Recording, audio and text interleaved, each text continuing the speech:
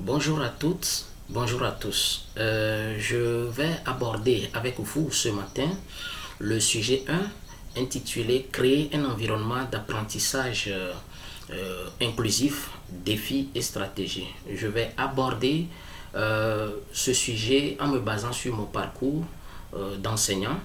Je vais parler des défis en faisant référence à mon parcours dans le lycée public et en parlant des stratégies, je vais beaucoup plus faire allusion à mon lycée privé.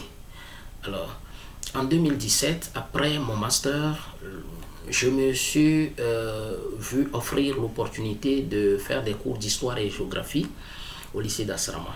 Donc, dans ce lycée, tout de suite, la première remarque que j'avais faite, c'est que les élèves que j'avais dans mes salles de classe avaient des besoins diversifiés. Donc, il y avait une variété d'élèves. Il y avait des besoins différents. Donc, on savait qu'il y avait nécessité de créer un environnement inclusif. Mais il y avait tellement de défis. L'autre défi était qu'au niveau des élèves même, il y a ce que je peux appeler des stéréotypes. Il y a des stéréotypes qui freinent la participation des élèves au cours. En dehors de cela, le besoin, le défi le plus important là-bas était le manque de ressources, notamment matérielles. Vraiment, c'était compliqué. C'était compliqué. Et aussi, un autre défi, pas des moindres, était aussi la réticence de certains collègues et même certains membres de l'administration parce que en ce moment, vous voir même avec votre ordinateur au sein de l'établissement, c'était vu comme vous voulez en quelque sorte vous faire voir. Vous voyez, donc en voilà quelques défis que j'avais pu relever là.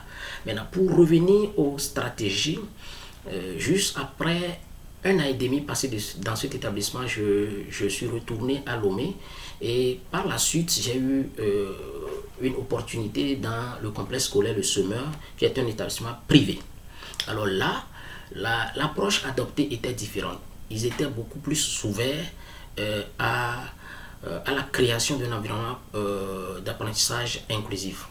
Et là, la première stratégie mise en place dans nos premières semaines, je me rappelle, nous étions en quelque sorte obligés de connaître nos élèves. C'était dans la culture de l'école, il fallait connaître nos élèves. Alors nous avions fait des évaluations diagnostiques donc, pour connaître nos élèves. Ensuite, il a été aussi question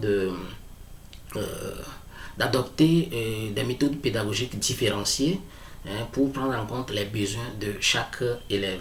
Et par après, il a été aussi question, parce que c'était aussi la culture de l'école, de créer un climat positif et inclusif dans les classes.